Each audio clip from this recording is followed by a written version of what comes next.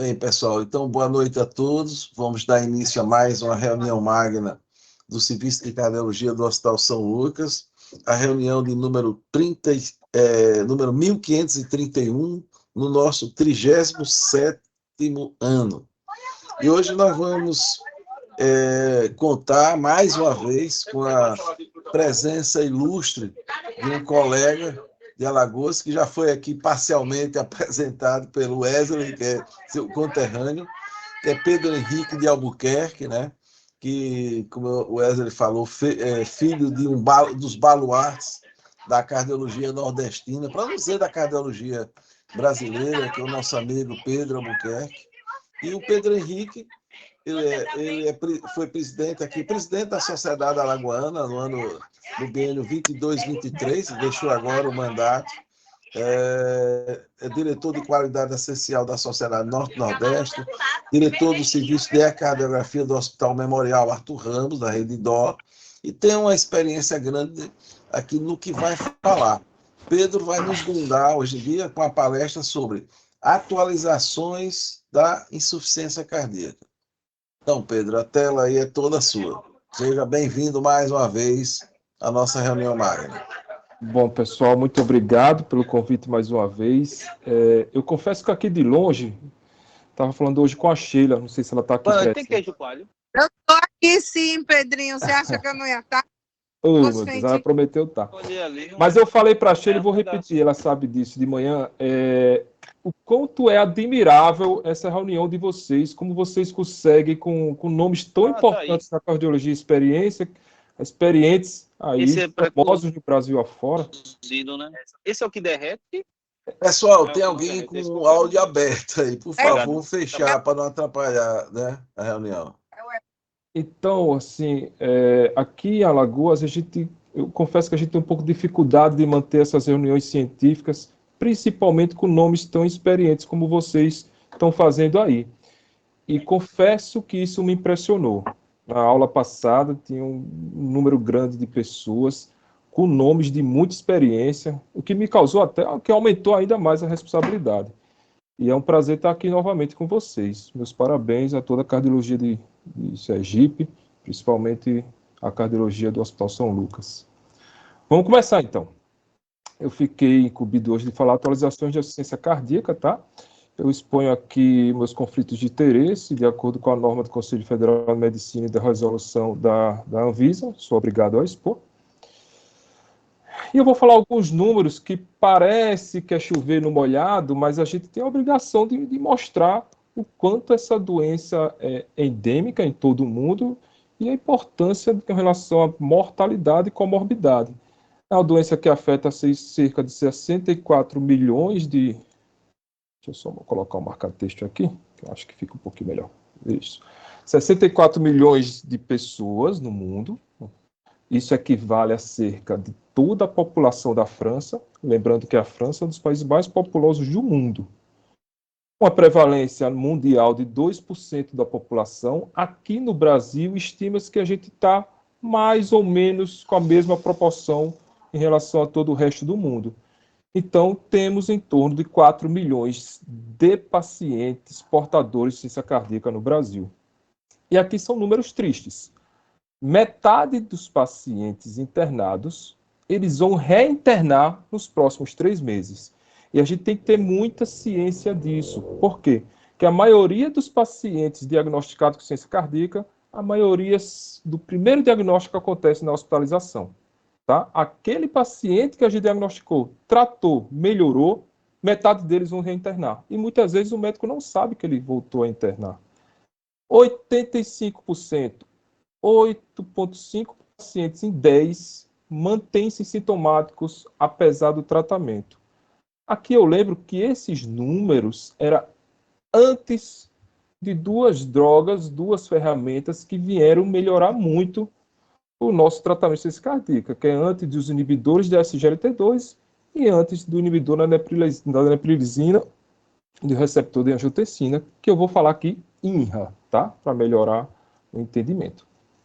Ainda nos números, isso aqui é de acordo com o registro brasileiro, um registro muito bem feito, que é o BRIEF, né, capitaneado pelo pessoal do INCOR.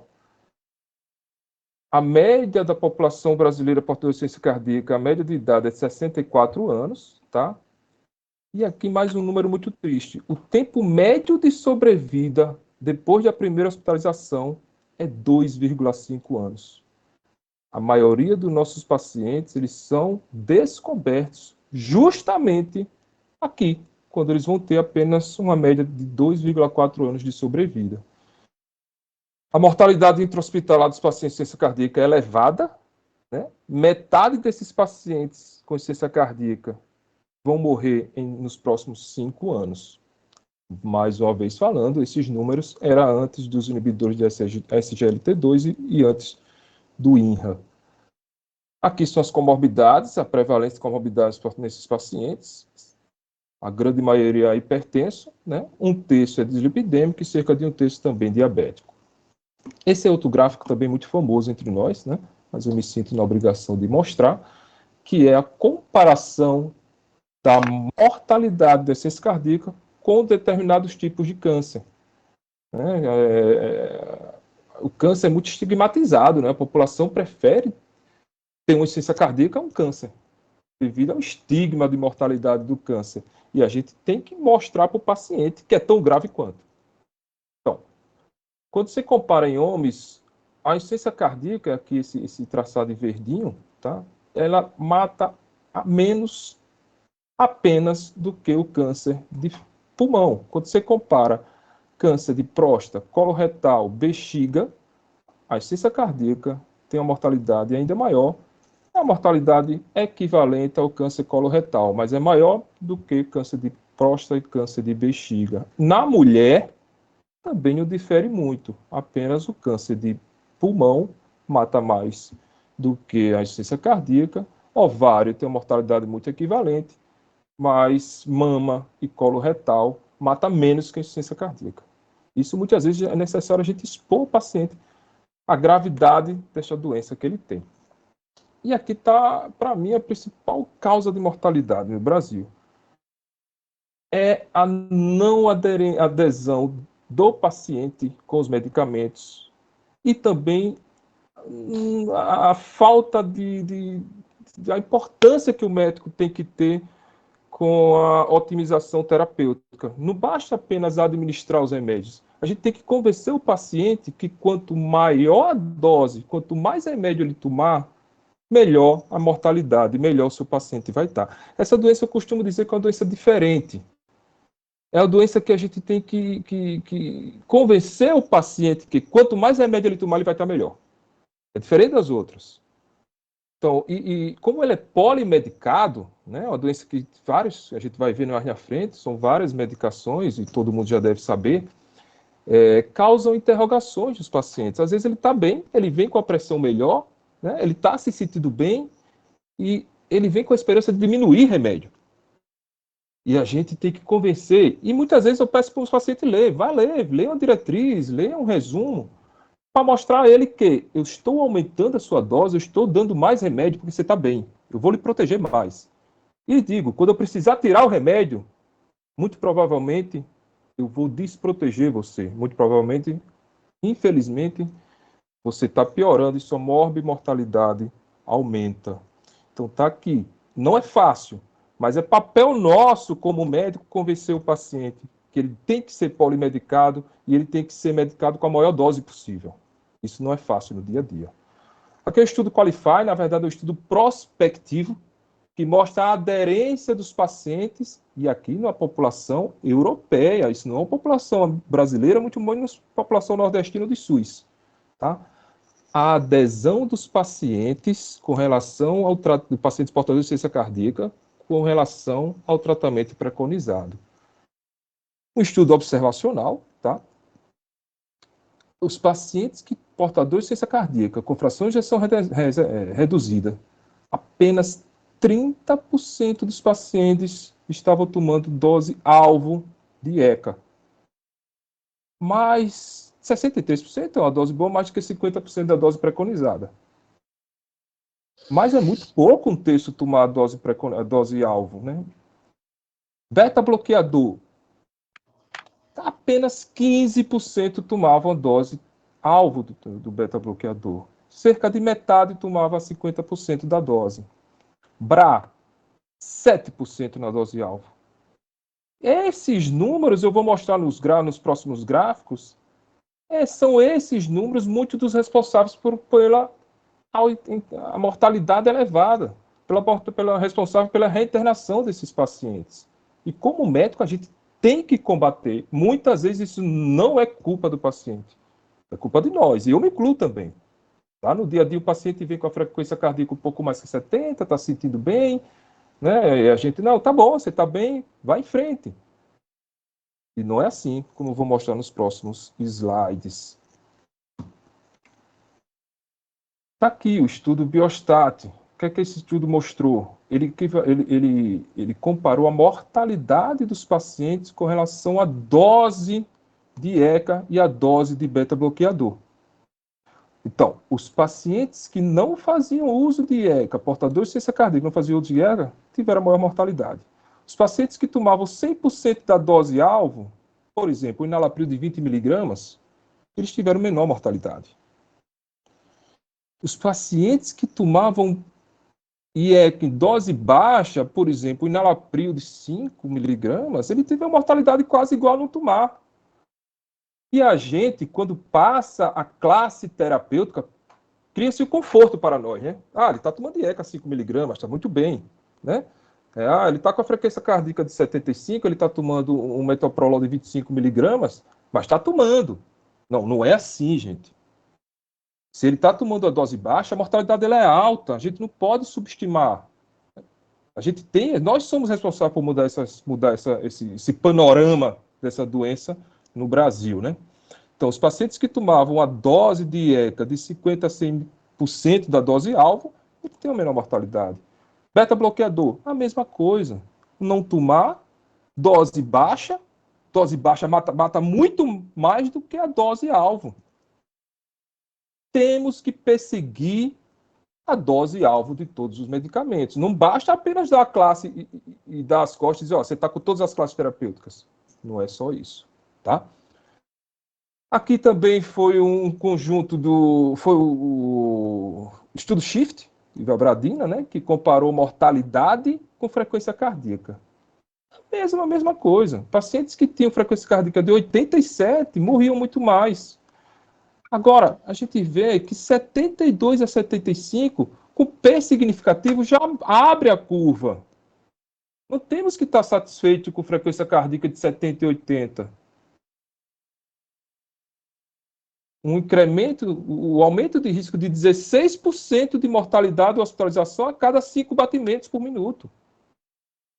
E isso a gente, como médico, tem que perseguir essas metas.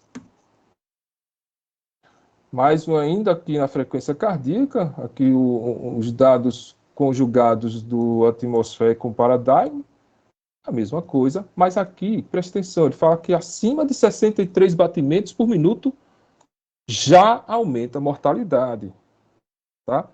Também hospitalização. Ele preconiza aqui nesses estudos, 2 estudos muito famosos, que a frequência cardíaca tem que ser abaixo de 65. De 64 a 75, ele já tem mortalidade com P significativo, tá bom? Isso aqui está na nossa diretriz de 2018, né? O que é que o Brief conclui? Em nosso país, os dados do registro Brief mostram que uma principal causa de responsabilização e a má aderência terapêutica. Então, não é aquela, porque falta remédio. A principal causa é a má aderência. E essa má aderência, muitas vezes, não é culpa do paciente. É muito fácil a gente falar que é o paciente. Muitas vezes, é culpa do médico, ou não dá a atenção necessária para mostrar a importância, ou simplesmente não aumenta a dose, porque o paciente está bem. Tá? Então, a principal causa é a má aderência, além da elevada taxa de mortalidade intra-hospitalar, posicionando o Brasil como um dos países de maior mortalidade no mundo. Essas são as comorbidades que levam à insuficiência cardíaca. Né? As principais estão em vermelho, as mais prevalentes: obesidade, diabetes, arritmia doença coronariana, hipertensão. Também temos chagas, valvulopatias, aqui com menor prevalência, né? Miocardiopatias, defeitos congênitos e doença pulmonar. Os sinais clínicos, que muita gente já sabe, dispneia, né? Acho que todo mundo já sabe, dispneia, fadiga, intolerância a exercício. Aqui a gente costuma subjugar. É o paciente que diz, doutor, eu subo a escada e estou cansando. Eu corro, mas não consigo correr mais como antes. Ah, eu ando cansado, doutor. E a gente costuma subjugar e não ir atrás. E não ir atrás só com ecocardiograma. É também fazer um ProBNP, é também dosar uma troponina. E a gente vai ver que isso é importante nos próximos slides. Ou então o paciente tem um átrio um pouquinho aumentado, o paciente é um pouquinho hipertrófico. Isso já é uma doença estrutural. Tá? E o paciente está aqui reclamando e a gente subjugando. Não, você está bem. Isso aqui está em todas as idades, toda idade tem isso, e a gente não corre atrás do diagnóstico. Tosse seca também costuma ser subjugado. A dispneia, respirar principalmente à noite, em decúbito, é um sintoma muito clássico de insuficiência cardíaca. Perda do apetite. Pior prognóstico. Paciente que está emagrecendo, que tem perda do apetite. Como cardiologista, a gente não dá importância. A gente, como cardiologista, dá importância à dispneia, à ausculta com estertor, né? A edema de meio inferior. É isso que a gente aprendeu no dia a dia da importância. Mas perda de apetite é um dos sintomas, dos sinais de pior prognóstico na insuficiência cardíaca. Né? E a retenção de líquidos, levando à evolução de uma doença já grave, quando o paciente apresenta edema do pulmão, ascite e inchaço, significa já estágio avançado da doença. Essa é uma classificação nova, ainda não está na diretriz brasileira, tá? Mas está no ESC e já está no American Heart, que eles classificam a insuficiência cardíaca um pouquinho diferente. E a gente vai destrinchar isso aqui. A insuficiência cardíaca com fração de ejeção reduzida continua a mesma coisa, abaixo de 40%. Tá? Aqui a nomenclatura mudou. A fração de ejeção de 41 a 49 não é mais insuficiência cardíaca com fração de ejeção indeterminada. Quem faz ecocardiograma, sinceramente, que pega uma fração de ejeção entre 41 e 49, sabe que aquela fração de ejeção não é normal. Aquela fração de ejeção é reduzida. E a palavra anterior, que a diretriz brasileira ainda preconiza, que é indeterminada, ela leva muitas vezes ao médico e ao paciente não dá tanta importância quanto a palavra reduzida. Então, a diretriz, os guidelines europeu e americano falam agora como levemente reduzida e não mais indeterminada. Tá bom? Então, eu acho que isso dá um impacto maior. É muito claro a fração de ejeção abaixo de 50% que ela é reduzida. É reduzida sim, levemente, mas é. A fração de ejeção preservada continua acima de 50%. Aqui também tem uma novidadezinha. É como esses pacientes podem evoluir. Quem tem fração de ejeção reduzida, ele pode se manter ainda com fração de ejeção reduzida se ele estiver abaixo de 40%.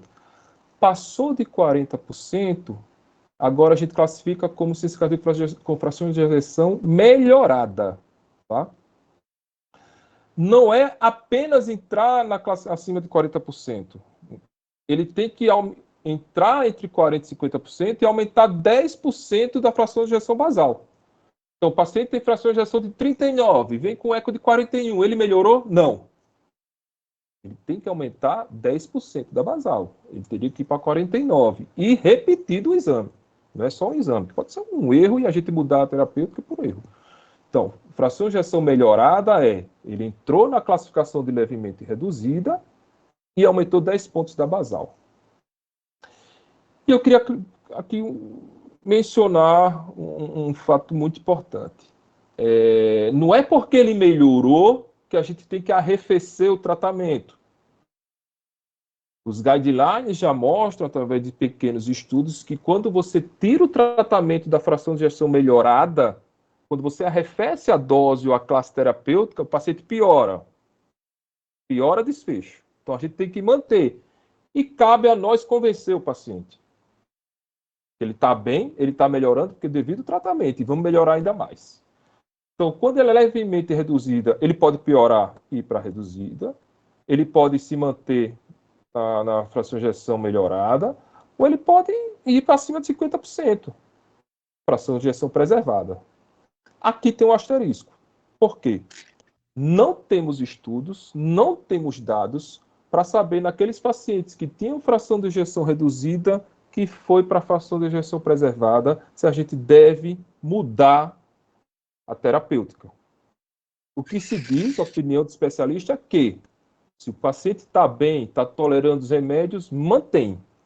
Tá? Você não precisa nem aumentar a dose, mas mantém, isso é a opinião do especialista. Se o paciente tem alguma intolerância, tem efeito colateral, você pode até tirar. Ok? Levemente reduzida, melhorada, mantém e aumenta a dose.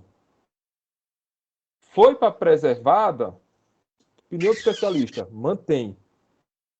Tira apenas se o paciente tiver alguma intolerância ou efeito colateral. Essa é outra classificação também do American Heart e da ESC, tá? Que ele fala em fases A, B, C e D. Tá? Fase A, paciente não tem fração de ejeção, mas tem comorbidades, ele tem fatores de risco. Tá? Ele não tem nenhum sintoma, ele não tem insuficiência cardíaca. O paciente não tem insuficiência cardíaca, mas tem comorbidades. Genética, diabetes, hipertensão, DAC. Obviamente, a gente tem que combater essas comorbidades. Então, fase B, essa fase é subdiagnosticada. Essa fase é muito importante a gente conseguir detectar os pacientes, que não é fácil, mas basta ter atenção. Aqui o paciente não tem sintoma, ele não relata nada. Ele vai para o check-up e a gente encontra uma doença estrutural no eco. Ou alguns marcadores como ProBNP e troponina elevada.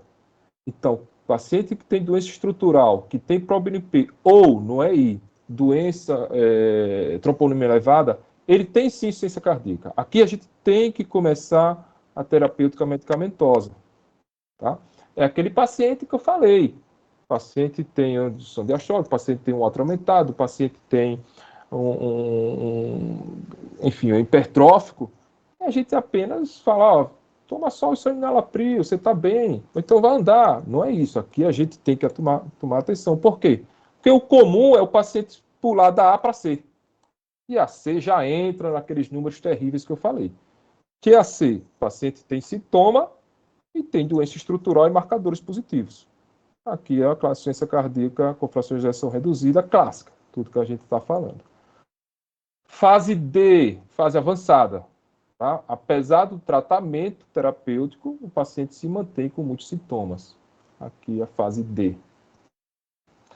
Eu coloquei aqui a famosa classificação do New York Heart Association, né, o NYHA. Né? Ele diz que assim, para facilitar um pouquinho o entendimento, o NYHA 1 é assintomático, o NYHA 2 sintomas leves, né? Aquele quando eu corro, eu subo a escada, não consigo subir como subia antes.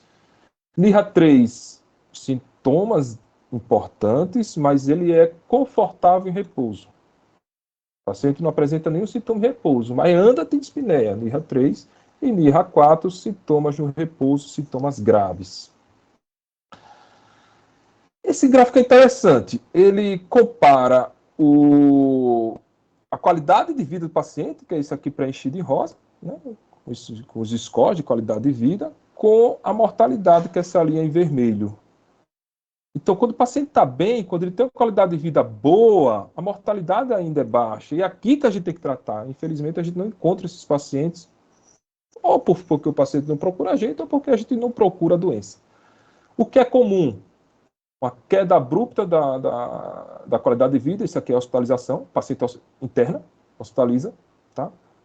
E aí, quando ele hospitaliza, ele começa a reinternar com frequência, conforme eu já mostrei. E a qualidade de vida começa a cair e a mortalidade aumenta exponencialmente. Infelizmente, a grande maioria dos nossos pacientes, NYHA 2 e NYHA 3, está nessa fase. É onde a gente consegue detectar esses pacientes. A rehospitalização aumenta a mortalidade dos pacientes na ICC com fração de ejeção reduzida. Isso aqui é um estudo onde ele comparou a mortalidade com o número de hospitalizações.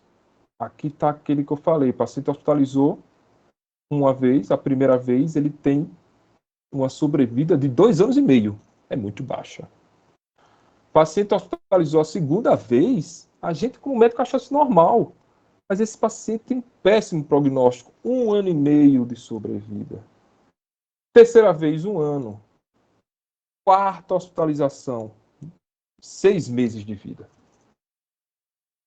A gente não pode ter isso como normalidade, não pode ver o paciente reinternando lá e não chamar esse paciente para perto e ver o que é que a gente pode fazer com relação à terapêutica dele. Então, esse simples fator de prognóstico de hospitalização deveria guiar o manejo dos recursos e ser um trigger point do planejamento prognóstico desses pacientes. Então, a internação, a gente é onde esse paciente vai ser detectado. Mas lembrando que quando ele é detectado, ele já passou por uma história muito prolongada para trás. Ele já está na fase adiantada da doença quando a gente vê esse paciente no hospital. A internação é o momento ideal para otimizar o tratamento, tá? Então, deve-se otimizar o tratamento na pré-alta. Esse paciente, quando sai de alta, ele está na fase vulnerável, ele está naquela fase que 50% vai reinternar nos próximos 3 meses. Otimizar terapias de longo prazo durante a hospitalização já. Isso aqui foi um estudo de 2013, mas acabou de sair um estudo chamado Strong e Jeff, que mostrou que ele comparou o tratamento intensivo, metade, cerca de 1.000 pacientes, metade com tratamento intensivo, que eu já vou explicar o que é o tratamento intensivo, com o tratamento usual. O que é o tratamento intensivo? Esses pacientes com ciência cardíaca, fração de ejeção reduzida ou até preservada, eles eram hospitalizados e ele, durante a internação, já chegava na dose mais tolerável possível, desde que fosse 50% ou mais da dose máxima dos fármacos, tá? E esses pacientes eram avaliados de 15 em 15 dias e de 15 em 15 dias eles aumentavam a dose se o paciente tolerasse. Tratamento usual, aquele tratamento clássico, e de 3 em 3 meses o paciente é reavaliado. O que é o comum de nós. Volta daqui a 3 meses que a gente reavalia, volta daqui a 3 meses e 3 a 6 meses está na nossa diretriz. Tá? Não é errado, não estou dizendo que é erro, está na nossa diretriz. Mas o Strong e Jeff mostrou que o tratamento intensivo, quando a gente aumenta o mais rápido possível as doses das medicações, ele diminui muito os desfechos cardiovasculares com morte e hospitalização. Esse estudo, ele teve que ser interrompido precocemente, ele teve um stop early. Ele teve o NNT de 12. Lembrando que o NNT abaixo de 30, ele já tem um estudo que mostra uma grande evidência de boa resposta terapêutica. O NNT aqui foi de 12 para morte e para hospitalização. Aqui não foi acréscimo de remédio. Aqui foi mudança apenas na nossa velocidade de otimização terapêutica, com os mesmos fármacos. Estudo interrompido precocemente. E o que é que ele mostra? Independente da faixa etária, independente da fração de ejeção, tá? Independente da pressão, independente do ProBNP, todos melhoraram com tratamento intensivo. Eu tenho convicção que o tratamento intensivo, através desses estudos, principalmente do Strong e Jeff, vai mudar guideline, vai mudar a nossa diretriz, mostrando que os pacientes têm que ser vistos mais de perto e otimizado terapêutica o quanto antes. Esse é o tratamento hoje preconizado, não é mais o tríplice, né? Agora é o quádruplice, né? São 4 fármacos: beta-bloqueador, bisoprolol, carvedilol e metoprolol, IECA, BRAU-INRA, inibidores da SGLT2 e antagonistas dos receptores de mineralocorticoides. Esse aqui é que vai mudar e a gente vai ver como já está mudando mortalidade. O paciente entra com esses 4 de primeira. Não melhorou? A gente vai pensar em outras opções terapêuticas. Ressincronização, CDI, digoxina, hidralazina e nitrato para os pacientes negros, para os pacientes que estão evoluindo com ciência renal, e vabradina para os pacientes ainda ataque cardíaco. E se ainda assim ele não melhorar, aí a gente opta pelo transplante, por listar o transplante. Esse gráfico é um gráfico até interessante, muito interessante, que ele compara os fármacos com relação às suas otimizações, né? Quantas vezes cada fármaco tem que otimizar. Eu lembro que parece que isso não tem importância, mas tem sim. O paciente, quando a gente muda a dose, gera interrogações, gera insegurança nesses pacientes, os quais, por si só, já têm seu receio de morte, de mortalidade, de reinternação, né? Então, o INRA, a gente tem que otimizar geralmente 3 vezes para a dose máxima preconizada. Beta-bloqueadores, 4. Os antagonistas de mineralocorticoides, 1, não é 25 miligramas, é 50. É raro a gente ver um paciente de ciência cardíaca tomando 50 miligramas de espironolactona. Os inibidores de SGLT2, 1 vez. Isso facilita muito a adesão, né? E é aquele paciente que, quando a gente está bem, a gente não tem que aumentar a dose. Vai aumentar a dose, paciente, mas por quê, doutor? Não estou tão bem. Então, quanto menos a gente precisar otimizar as classes terapêuticas, né, as classes de fármacos, é melhor e melhor a adesão. Esse fluxograma é da diretriz brasileira. Ele está um pouquinho diferente do guideline que saiu, o europeu, que saiu no final de 21, começo de 22, e da ESC, que já eu vou mencionar qual a diferença. Então, é classe 1, verdinho é classe 1, tá? Azul é classe 2 a indicação, 2A. A gente já deve entrar, os pacientes com fração de ejeção reduzida, deve estar com 4 fármacos, né? IECA, BRA, beta-bloqueador, antagonista mineralocorticoides e os inibidores de ASGLT2. Indicação classe 1. O INRA, logo de início, indicação classe 2A no Brasil. Mas já mudou. Agora o INRA é classe 1 no ESC e classe 1 na American Heart, na American College. Eu, como gente aqui no Brasil está acostumado sempre a ser um pouquinho mais atrasado com relação às nossas diretrizes em relação ao ESC e ao American Heart, acredito que em breve também a gente vai atualizar e o INRA aqui vai estar em verdinho. Mas o que é que o Brasil preconiza? Classe 2A entrar de cara com INRA, mas se o paciente não melhorar com IE cobrar, classe 1 a indicação de INRA. Tá com IECA, não está bem, coloca INRA. Isso é preconizado no Brasil, Estados Unidos e Europa, já INRA logo de início. Entramos com os 4. Reavalia esse paciente de 3 a 6 meses. Voltando que os estudos, tipo o Strong AGF, por exemplo, recente, mostra que esse 3 a 6 meses ele deve ser reavaliado mais precoce, tá? Mas é o que está na diretriz, 3 a 6 meses. Paciente melhorou, não tem mais sintoma, mantém os remédios, tá? Não só mantém, como otimiza, mantém as classes, mas otimiza a dose, tá bom? O paciente ainda está com sintoma. Eu melhorei um pouco, professor. Ou então melhorei muito, mas ainda sinto. A gente, como médico, fica satisfeito. Não fica. Se o paciente ainda está sintomático, a gente deve ir para esses outros steps, que já eu vou mencionar. Não, doutor, piorei. Eu estou na consulta de retorno, piorei. Então, já caminha esse paciente para um centro especializado de transplante. Não quer dizer que você está indicando transplante, mas é prudente que o serviço já conheça esse paciente, né? Que esse paciente já esteja lá sendo monitorado pela equipe de transplante. Então, o paciente ainda está sintomático, vai para as outras estratégias. Tem bloqueio de ramo esquerdo? Avalia um ressincronizador. É afrodescendente, está aumentando creatinina? Avalia introduzindo nitrato e hidralazina. Está com frequência cardíaca acima de 70? Lembrando que 72 já tem mortalidade maior, tá bom? Tá acima de 70? Associa ivabradina, desde que o ritmo seja sinusal. Fração de ejeção é muito reduzida, avalia CDI. Ele pode fazer CDI e ressincronizador, é muito comum ao mesmo tempo. Tá? Tem fibrilação atrial? É a única indicação da gente avaliar a digoxina nessa doença. Esse é um gráfico novo e esse é o gráfico que eu digo, vai mudar desde que a gente siga, vai mudar aqueles primeiros slides que eu mostrei, que a gente chama agora de terapia abrangente. O que é a terapia abrangente?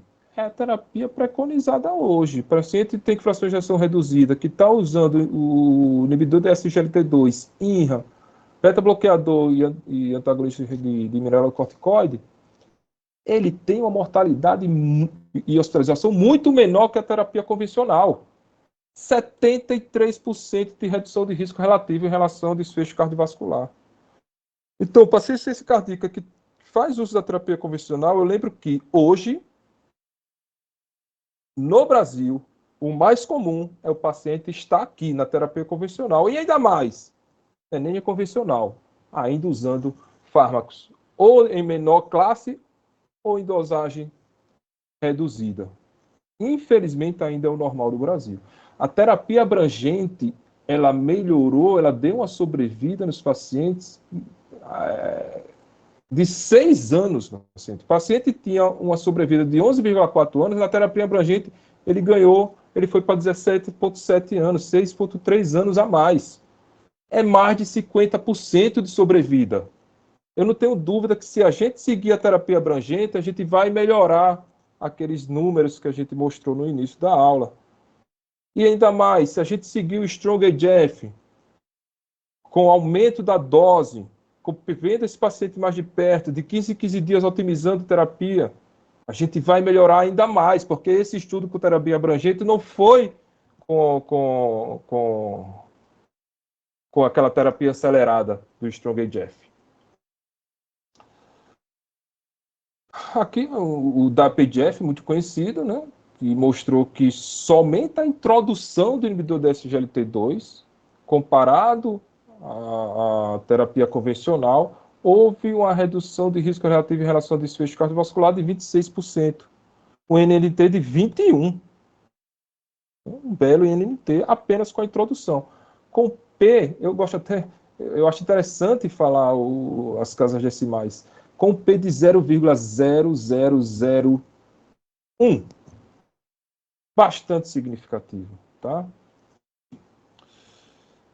E o que é interessante também aqui no DAPGF, que o inibidor da SGLT2, ele não só melhora expressivamente a mortalidade e os desfechos cardiovasculares, como ele melhora rápido.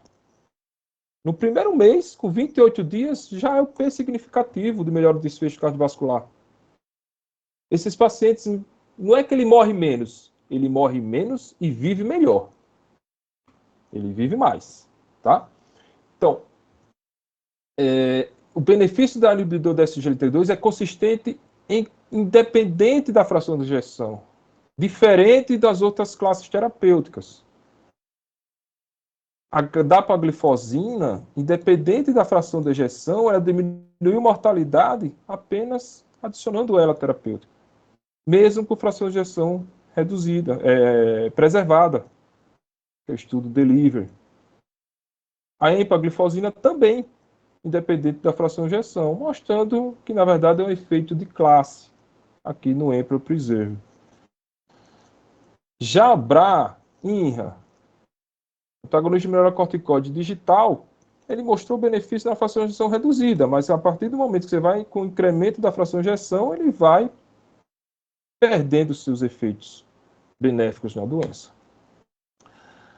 Tem um caso clínico nosso, né, para exemplificar, para mexer um pouquinho, diferenciar um pouquinho esse tema, que eu julgo ser um tema batido, um tema que eu acho que eu não trouxe grandes novidades, mas é um tema que a gente tem que ter muita importância em relação à nossa adesão, no dica do paciente, a adesão do médico, dá importância e atenção, porque as classes terapêuticas, eu acho que eu não trouxe novidades em relação às classes terapêuticas. Mas é de suma importância a gente sempre bater no martelo que a terapia abrangente salva 76% de redução de morbimortalidade. Tá? Terapia abrangente e dose-alvo. Essa paciente nossa, uma paciente jovem, gestante, parda, sem história de cardiopatia pregressa. Ela evoluiu com dispneia e necessidade de intubação durante o trabalho de parto. Obviamente, eu acho que todo mundo aqui, a primeira hipótese é insuficiência cardíaca induzida pela gestação, né? O paciente não tinha nenhum histórico de cardiopatia, evoluiu com dispneia e necessidade de parto. E necessidade de intubação na hora do parto. Foi chamado nós, da ecocardiograma lá do hospital, e realizamos o eco que evidenciamos uma hipocinesia difusa com fração de ejeção de 25%. Diagnosticado aqui, com insuficiência cardíaca, fração de ejeção reduzida. Paciente grave, intubada. Foi optado por a realização de angiotomografia, apesar da primeira hipótese, forte hipótese de uma insuficiência cardíaca induzida pela gestação, tem-se que afastar a coronariopatia devido à prevalência da doença. Fez uma tomografia de coronária, não mostrou nenhuma lesão obstrutiva, então tomamos como diagnóstico a insuficiência cardíaca induzida pela gestação. Iniciamos o tratamento com a paciente ainda intubada com dobutamina, bromocriptina, né, que é para inibir a prolactina. Esses estudos mostram que tem benefício nesses tipos de pacientes. Diurético, enalapril e espironolactona. O paciente aqui ainda estava muito grave, impotência, chocada, com melhora, teve uma melhora significativa, uma melhora importante após o início dessa terapia que eu já mencionei. O paciente conseguiu ser estubado, o paciente foi de alta. Nesses 8 meses acompanhadas em ambulatório, a gente acrescentou carvedilol, manteve furosemida, 3 comprimidos por dia, dose alta, a paciente era muito sintomática, espironolactona, 25 mg, bromoprida, a paciente que era muito, ela referia muitas náuseas, e essas náuseas claramente era por congestão. Iniciamos dapaglifosina, essa terapia aqui era que ela tolerava. Ela não tolerava, a gente tentou demais, a gente tentou por várias vezes introduzir ECA sem hiperinterrompido devido à hipotensão. Ela, só por ser jovem, 25 anos, ela já tem uma pressão baixa, que ela já falava, e ainda mais com insuficiência cardíaca aguda, né? Ela evoluiu com muitas internações recorrentes, 3. Paciente com 25 anos, 3 internações, sobrevida de 1 ano e meio, segundo os estudos. Sempre com quadro congestivo. Ela sempre reinternava com descompensação da insuficiência cardíaca. O paciente estava corada, hidratada, leve taquipneia na última reinternação, 22 incursões por minuto. Hipotensa, essa era a pressão. A gente tentava mesmo assim otimizar as doses, mesmo com essa pressão, essa era a pressão basal dela, em todo o retorno de ambulatório. E a frequência cardíaca de 82. Esse é o eletro dela, tá? A gente via alteração de repolarização difusa, sugere a sobrecarga de ventrículo esquerdo, tá? O QRS ainda era estreito, não era o QRS alargado. Esses eram os exames bioquímicos, chamava atenção o sódio, e ProBNP de 7.035, paciente, além da clínica e do ProBNP, com sinais muito evidentes de congestão. Esse era o eco da última internação dela, na terceira reinternação. A fração de ejeção pelo Simpson já estava em 19, tá? O diagnóstico dela foi eco 25.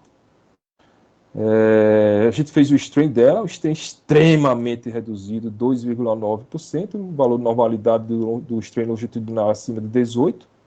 Tá? E a conclusão é que já houve dilatação de câmaras, disfunção sistólica importante, disfunção sistólica leve de VD, péssimo prognóstico. Aqui a gente, inclusive, já mediu a resistência pulmonar, já pensando no possível transplante.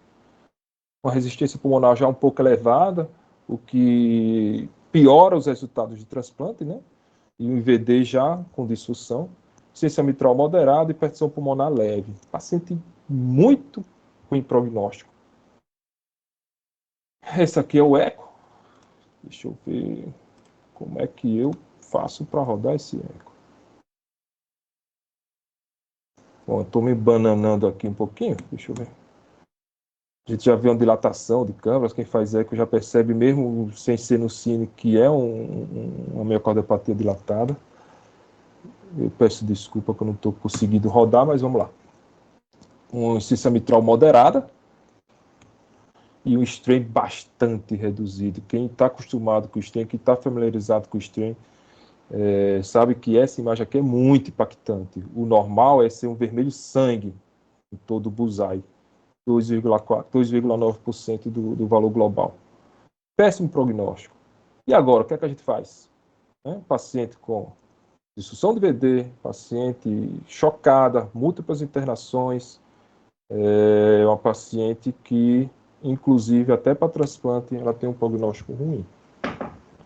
Aumenta o beta-bloqueador, vamos tentar. Ivabradina, INRA, ela não tomava INRA. Ressincronizador, transplante de cara ou de goxina?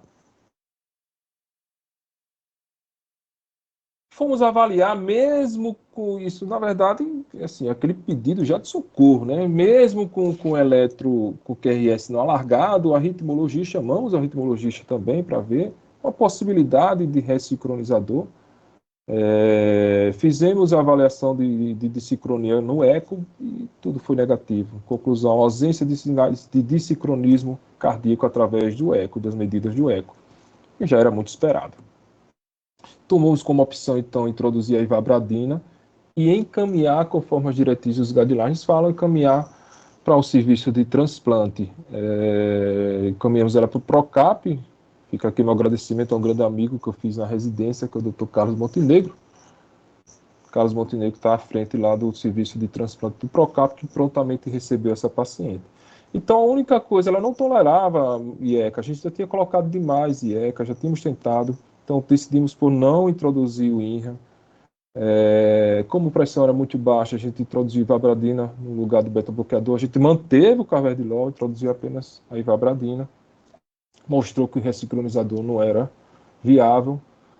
Digoxina, a paciente era em ritmo sinusal. Então, optamos por esses 2 itens aí. Para nossa grande surpresa, grata surpresa, a paciente evoluiu com melhora clínica, tolerando bem melhor a caminhada. A pressão ainda era baixa, mas já era um pouquinho melhor. E a frequência cardíaca de 66, conforme preconizado pelas diretrizes. E gratificante é porque essa paciente tinha meu número telefônico e ela passou um ano me mandando todos os dias mensagens, e mensagens sempre dizendo que estava ruim, com gesta, que não conseguia andar. E a última mensagem que ela me mandou, isso foi do ano passado, esse caso, ela mandou assim: bom dia, passando para dizer que estou bem, graças a Deus. E aí vem aquilo que eu falo, o paciente está bem, ele já quer arrefecer o tratamento, já perguntando se podia tomar água com gás. E eu acho que a próxima pergunta é se podia tomar refrigerante, e se ela continuasse melhorando, se podia diminuir o remédio. Isso é o nosso dia a dia. E a nossa responsabilidade é dizer: não, você tem que aumentar seu remédio. Eu agradeço aqui, muito obrigado. E a mensagem que pode se ver um lindo horizonte com a abertura dessas novas janelas terapêuticas. Esse aqui, para quem não conhece, é o nosso interior de Alagoas, onde a gente tem uma terrinha que a gente considera muito bonita, é o nosso recanto. Um grande abraço a todos, fico aqui disponível para o nosso debate pós-aula. Muito bem, Pedro. Então, primeiro, agradecer a sua disponibilidade e participar mais uma vez da nossa reunião magna e nos brindar, né, com essa apresentação didática, né, chamando a atenção para pontos importantes para uma doença que interessa de perto a todos nós, né? A insuficiência cardíaca é a via final comum de todas as cardiopatias, então, sem dúvida nenhuma, é uma doença que nos interessa bastante. E você chamou... Pedro, acho que você poderia descompartilhar a tela, né? Que eu acho que fica mais fácil. Isso. Eu só queria chamar a atenção, Pedro, do que, já dentro do que você falou, que esse aspecto da não adesão ao tratamento, né, da insuficiência cardíaca, que você bem lembrou, o estudo GHF, né, que nós participamos aqui, que foi capitaneado por Salim Suf, pegando aí mais de 23 mil pacientes em 40 países de alto, baixo e intermediário nível econômico. Você veja que com 2 anos de evolução, usando naquela época as três drogas, porque não tinha ainda inibidor do SGLT2, você tinha menos de 50%, quer dizer, só 49, 40, quase 49% estava usando. Então, realmente, essas drogas que a gente sabe que funcionam, ainda, infelizmente, elas não são utilizadas rotineiramente na prática clínica. Outra coisa, nós temos um estudo aqui, que é o Victim Heart Failure, que a gente mapeou assim, o tratamento, a insuficiência cardíaca, não só o diagnóstico, tratamento, evolução de pacientes aqui no nosso estado, pegando SUS e paciente privado. Nós estamos fazendo agora uma avaliação da quantidade de pacientes, por exemplo, da reinternação por insuficiência cardíaca, e a gente está vendo assim que a maioria dos pacientes que reinternam, eles não estavam usando as drogas preconizadas. Quer dizer, é uma coisa que continua, quer dizer, que, sem dúvida nenhuma, que continua vigente esse problema. Outra coisa que eu chamaria a atenção também, você mostrou o estudo Stronger, que assim, a importância dessa titulação rápida, chegar na dose rápida. E nesse contexto, eu acho que vale a pena sempre lembrar que quanto mais precoce após o diagnóstico da disfunção ventricular, né, com insuficiência cardíaca, e sobretudo na fração de ejeção reduzida, na pré-reservada também funciona, mas sobretudo na reduzida, você iniciar droga, você tem benefício. Você vê, por exemplo, o estudo Emper Reduce já mostrou benefício com 12 dias de início da droga. O Solved já mostrou que na Lapril, com 14 dias, já está reduzindo mortalidade. Né? O Éfesos, mostrando o inibidor mineralocorticoide, aí redução de mortalidade e morte súbita também em 30 dias. O Paradigm com o sacubitril valsartano em torno de 30 dias, o que talvez demore um pouco mais para reduzir mortalidade, é beta-bloqueador, que é em torno de 120 dias. Então, quanto mais precoce, após o diagnóstico, você entrar com as medicações que são preconizadas, logicamente, melhor vai ser, mais rapidamente vai ser o benefício, o paciente tem chance de usufruir do tratamento. Existe uma série de gaps aí, por que é que os pacientes eles não aderem às diretrizes? Isso o Zé Augusto até pode comentar, que ele fez uma exposição no Congresso Brasileiro de Cardiologia do ano passado, mostrando que você tem um delay aí de quase 17 anos entre a evidência dos estudos e a implementação na prática clínica, e isso passa por problemas de uma série de naturezas, e você ressaltou muito bem tudo isso aí. Então, eu queria abrir aí para comentário. Eu não estou vendo. O Pedro, eu não consegui. Você não conseguiu descompartilhar a tela, né? Agora sim. Então, eu estou vendo aí que Sheila, sua conterrânea aí, está inscrita aí para falar. Sheila, por favor. Shelinha teve recentemente aqui no evento nosso. Sempre presente. Tive a honra de estar aí. Fui convidada pela Sociedade de Cardiologia de Alagoas, Regional de Alagoas, para a posse da doutora Regina Nolasco. Tive o prazer de abrir o ano científico, né, falando sobre cardiologia isquêmica na mulher, cardiopatia isquêmica na mulher. Mas, Pedro, eu queria te parabenizar. Excelente explanação, bem completa, e é muito difícil. A gente comentou hoje, né? Como é difícil a gente falar de um assunto que é tão grande, tão extenso, condensar dentro desse espaço de tempo, né? E ver que é um problema que não mudou, né? O grande problema de nós termos o acesso à informação existe, os fármacos hoje estão, inclusive, disponíveis na rede SUS, está disponível para o paciente, não é isso que muda. A gente vê no estudo Rosa dos Ventos, que é um estudo nosso, brasileiro, capitaneado por doutor Odilson, lá no Acre, que apenas 4% da população de estudo dele, que foi quase 1.000 pacientes, usavam o Quarteto Fantástico. Então, realmente, os conceitos arcaicos, né, de que a gente tem que esperar a falência para mudar a evolução do seu tratamento do doente, é que faz com que a gente perca tempo e perca ventrículo. Essa é a grande realidade, né? Vamos esperar não dar certo para acrescentar, colocar mais uma, porque a pressão tá assim, tá assado, quando a gente sabe que o paciente tem uma fração uma pressão menor, e a gente tem que tatear de qualquer maneira. Então, parabéns pela explanação, meu amigo. Estamos juntos. Estaremos em Manaus, todos juntos, esperando vocês todos aqui. Doutor Pedro Albuquerque também vai estar lá, um dos nossos diretores, e vai fazer belíssimas aulas, com certeza. Parabéns, meu amigo. Dá um beijo em Pedro quando chegar em Maceió. Um beijo na Laíde e na Beta também. Diz a Roberta que eu mandei um cheirão para ela. Vou mandar. Muita gente para mandar beijo, é muito conhecido aqui. Eu queria só fazer um argumento. Eu sei que as classes terapêuticas, eu não sei se vocês perceberam, eu tentei focar muito na importância da adesão e na importância da gente tentar sempre otimizar as doses. Eu tive um professor, muitos de nós conhecemos, o professor Otávio Rizzi Coelho, que eu nunca esqueci uma frase dele, foi muito impactante para mim. Eu acho que nem ele sabe que essa frase foi impactante para os alunos dele. Ele dizia, olha, o paciente mal aderente, o paciente que não obedece ao tratamento, na verdade, é uma falha do médico. É muito comum a gente falar de colocar a culpa no paciente. O paciente, quando você não convence um paciente do tratamento preconizado, não convence o paciente da importância da adesão, é porque houve uma falha da relação médico-paciente.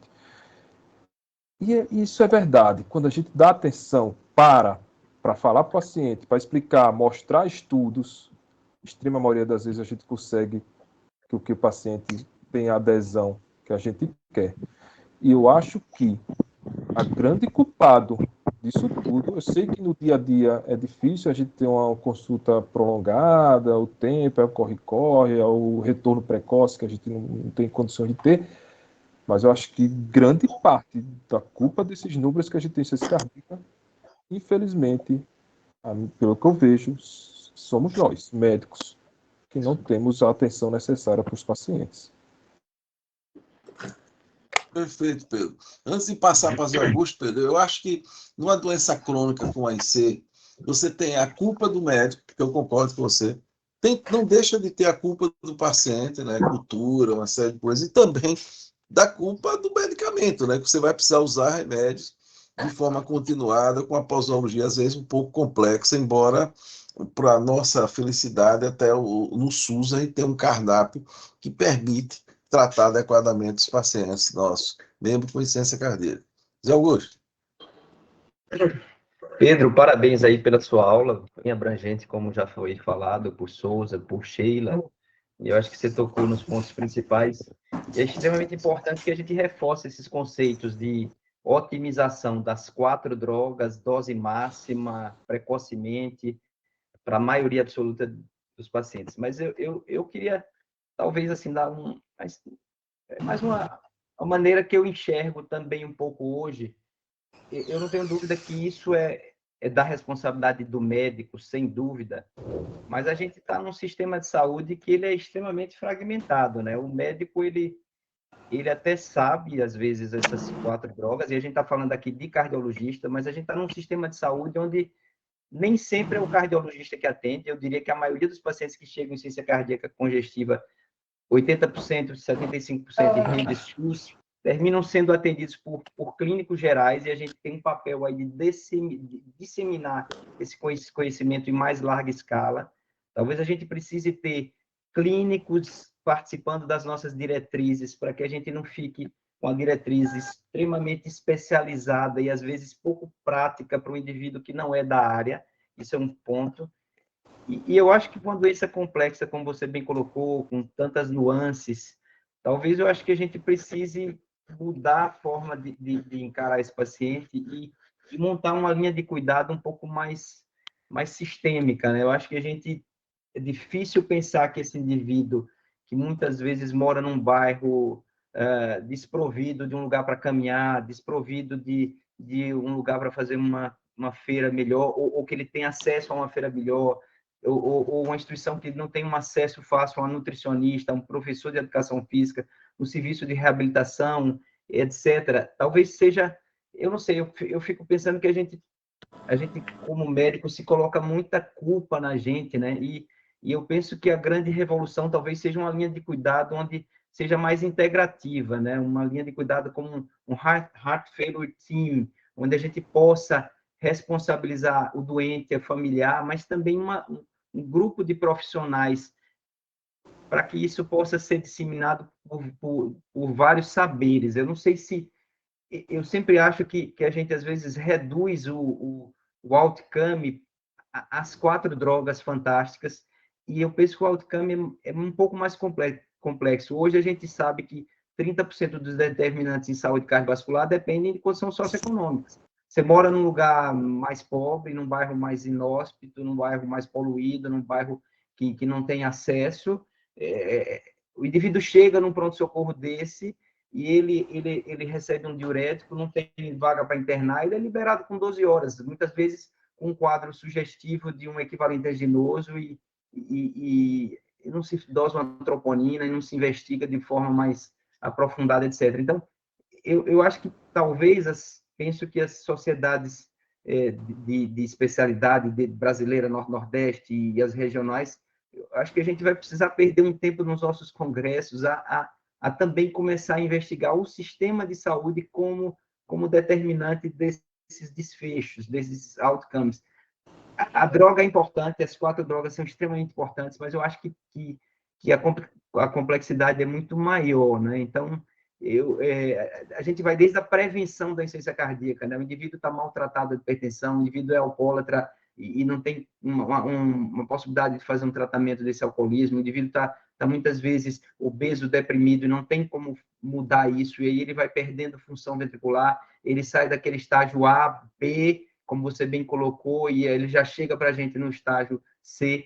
É impressionante como o perfil de doente de insuficiência cardíaca da rede SUS é diferente da insuficiência cardíaca da rede privada, que é um indivíduo mais velho, já com coronariopatia, já uma doença mais do idoso, e a gente vê na rede SUS pacientes com fatores de risco que poderiam ser prevenidos e coisas relativamente simples e não chegam ao alcance deles. Então, eu queria só ouvir você um pouquinho, como é que você enxerga isso a médio e longo prazo, se a gente, de fato, quer mudar esse cenário? Doutor Zé Augusto, muito obrigado pelas palavras, né? Não tem como ir contra o que o senhor falou. Assim, a ciência cardíaca não é... Engraçado que é o que chega para nós, né? Que é o que o médico está acostumado a ver no livro, fármaco. E a gente fala pouco em exercício, em reabilitação, e todos nós que estamos acostumados com ciência cardíaca, a gente vê o quanto o paciente melhora quando ele vai para a reabilitação, quando ele tem uma atenção nutricional e com educador físico e fisioterapeuta. Como você falou, é muita coisa para nós, né? Para a gente abraçar tudo. Então, é muito importante que a gente busque um time em prol do paciente, né? Não tenha dúvida. Ô, Zé Augusto, Parabéns pela aula. Zé Augusto, e isso aí tudo realmente faz muito sentido, né? O grande problema é porque a gente fica vendo a parte mais simples, né? Por exemplo, medicamento, e já é complexo, né? Você vê só, muito. É um detalhe interessante, mesmo você tem aquela palestra que você deu, por que os médicos não seguem diretriz, que já é uma coisa complexa, tá lá, tem evidência, né? Tem tudo lá, e você quando vai ver o percentual de pessoas que estão realmente seguindo é baixo, você veja, aí menos de 50% quando você bota no sentido globalmente, né? E logicamente isso. E vai por todos esses lados aí, né? Não só de adesão a medicamento, quer dizer, mesmo que o médico siga e prescreva todas as medicações, até você fazer com que o paciente realmente cumpra as outras etapas, né, também de controle de fator de risco, de melhora de qualidade de vida, de cabeça, etc. Realmente é muito complexo. Mas eu acho que tem que se trabalhar nessa direção, né? No hospital universitário, você veja, a gente tem só o fato de, por exemplo, a gente tem uma ajuda curiosa que a gente está tendo da orientadora farmacêutica de medicamento. Você já vê que tem uma perspectiva de adesão melhor, né? Porque não é só o médico prescrever, precisa o paciente usar também, né? E todos esses aspectos aí que foram mencionados. Alguém quer fazer algum comentário mais? Eu quero fazer um comentário só rápido nesse ponto que o Zé Augusto falou. Como sempre, Guto tem uma precisão cirúrgica. Então, veja, Guto, nesse aspecto que você falou de trazer o clínico para essa realidade da insuficiência cardíaca, agora no Congresso de Manaus, nós vamos abrir um dia inteiro exatamente para trazer o clínico, porque como o Amazonas é um estado com dimensões praticamente continentais, nós temos uma distribuição de clínicos muito ribeirinhos, que não têm acesso, entendeu? Que não tem, muitas vezes, como chegar a esse conhecimento. Então, nós vamos fazer um dia inteiro de suporte para esses clínicos. Nós vamos trazer dentro das comunidades ribeirinhas o clínico para falar com o especialista, então, falar sobre insuficiência cardíaca, as arritmias, como reconhecer, o que é o infarto com supra, ou o infarto sem supra, qual a meta de pressão, o que a gente vai querer quando a mulher grávida chega com pressão. Então, a gente está abordando, e principalmente abordar que nós precisamos ter meta e continuidade para manter a adesão. Então, assim, você foi super preciso, porque é uma coisa que a gente idealizou e está sendo, já está pronta praticamente a programação, foi elaborada pelo Dr. Emerson Porto, da Bahia, a gente está no apoio com ele nisso e estamos aí para trazer os clínicos para a realidade do especialista da cardiologia. Acho que a gente conflui em pensamento sempre, irmãozinho. É impressionante. Parabéns mais uma vez, Pedro. Gente, eu vou dar aula agora sobre hiperpotassemia no contexto da IC. Então, um cheiro para todo mundo, um cheiro e um cheiro. Pedrinho, um beijo, meu amor. A gente se vê logo. Beijo, Sheila. Boa aula. Muito bem. Pedro, outra coisa, eu queria saber se você tem lá já estou começando a discutir, a gente ainda não tem muito tradição do paliativo na IC avançada, se vocês já estão começando a pensar num serviço mais estruturado. A gente tem começado a discutir no HU, tem muito doente grave já que não tem, sem teto terapêutico algum, ou por questões de gravidade de doença, ou questões social mesmo. De vez em quando a gente discute paliativo, mas a gente ainda não tem critérios muito bem definidos e tudo. Acho que o Carlos Aurélio está vendo isso lá, tem um pessoal da geriatria que também está envolvido.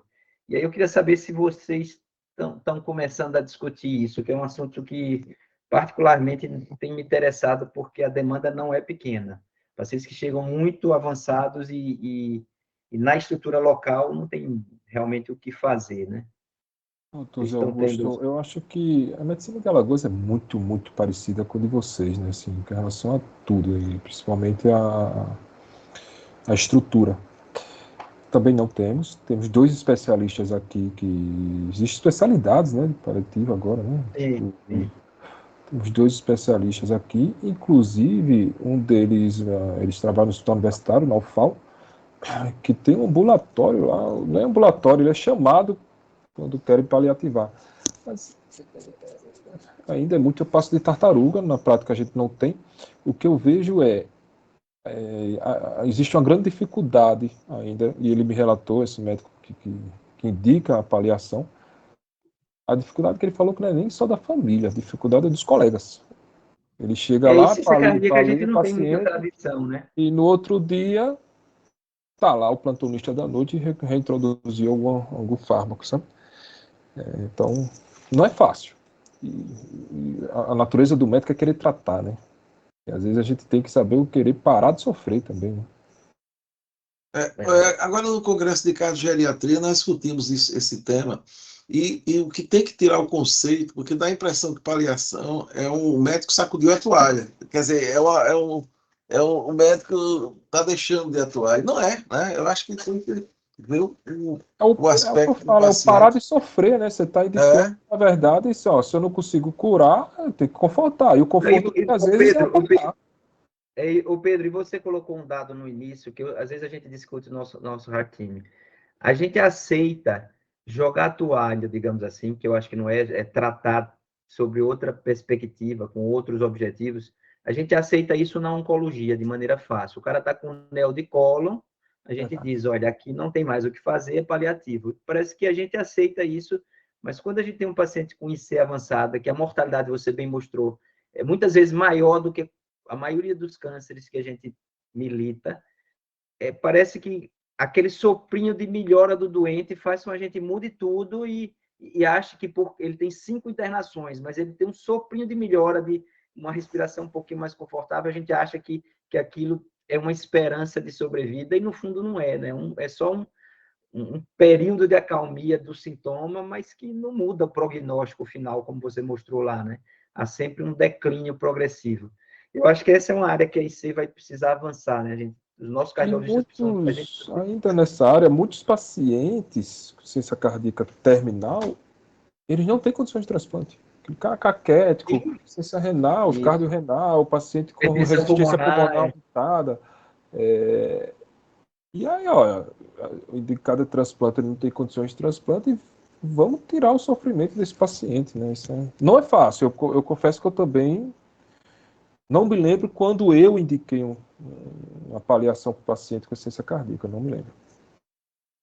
E prometo que vou ser mais vigilante até, você me abrir até... Não, eu tenho alguns, eu já tenho alguns, já tive de amiloidose, já tive de segunda ou terceira valvopatia que vai para um tubo, estuba, tem que ir de novo para o tubo, não tem teto cirúrgico, eu tenho alguns, eu tenho, mesmo na rede privada eu tenho. A experiência minha de paliação é aquela que eu não costumo dizer que isso é uma paliação mesmo, é aquele paciente que está chocado, nora, tá, olha, desiste, sabe? Mas paliação realmente, quando aquele paciente ainda está lúcido, mas está sofrendo, eu preciso aumentar esse meu leque, que eu ainda digo que é um leque terapêutico. Eu preciso aumentar isso aí, e eu agradeço ao senhor até porque me faz ser mais vigilante nisso aí. É porque os modelos de predição de câncer são mais fáceis, que você vê o paciente piorando, é linha reta, piora. Na cardiologia fica meio oscilando, melhora, piora, melhora. Ele sempre piorando, mas sempre oscilando. Então, os modelos de predição são piores do que a oncologia. Então, eu acho que a própria personalidade do cardiologista é não desistir nunca, né? Tanto é que a gente ressuscita o doente, né? Então, talvez seja um pouco essa formação nossa, né? Eu acho que a aceitação, até pela paciente e pelos familiares, né? Você vê, não é câncer não, é insuficiência cardíaca. Você está falando com uma paciente que eu atendi com fração de ejeção baixíssima, o VO2 no teste cardiopulmonar de 8. Você vê, os estudos mostram que 100% estão mortos com um ano. Então, eu falei isso para a família, mas disseram, mas não é só insuficiência cardíaca que ela tem. Quer dizer, ou seja, cansa, né, realmente. Muito bem. É muito complexo. Então, Pedro, eu queria, assim, mais uma vez agradecer da sua presença aqui com a gente, a qualidade da exposição, embora aparentemente você falou que assim não tinha novidade, você vê quantos temas suscitaram com a sua apresentação, né? E sempre é uma possibilidade de a gente aprender um pouquinho, né? Eu sempre digo que o dia de terça é o dia do aprendizado, porque a gente tem um clube de artigo às 17 horas e nossa reunião magna às 18. Então, obrigado por ter vindo. Dê um abraço lá em todo o povo alagoano aí, que são irmãos nossos. Sheila teve o privilégio de fazer a abertura dessa gestão. Eu tive o privilégio de fazer a abertura na gestão de Pedro. Então, sem dúvida nenhuma, nós estamos sendo, viu, Augusto, muito privilegiados lá com os irmãos alagoanos. Então, Pedro, volte sempre aqui para a nossa reunião, viu? Seja bem-vindo. Eu que agradeço. Especialmente a seu pai, viu? E parabéns aí pela aula, Pedro. Valeu. Obrigado. Olha, para mim é muito gratificante ver vocês reunidos. Assim, a gente precisa melhorar essa adesão científica aqui em Maceió. Confesso que eu sinto muita falta desse grupo aí. Agora, a Rede Dó adquiriu 2, 3 anos um hospital aqui em Maceió. E a gente incrementou a cardiologia agora e vamos tentar iniciar. Não tenho dúvida que vocês vão ser referência na hora que eu for tentar melhorar a adesão científica no nosso grupo. Vou falar muito de vocês. Parece que ele se reúne mais com o Paulo do que com a gente, né? É verdade. É verdade. Tá bom? Muito obrigado, pessoal. Ok, pessoal. Então, boa noite a todos e até a próxima semana com mais uma reunião magna do nosso serviço de cardiologia. Boa noite.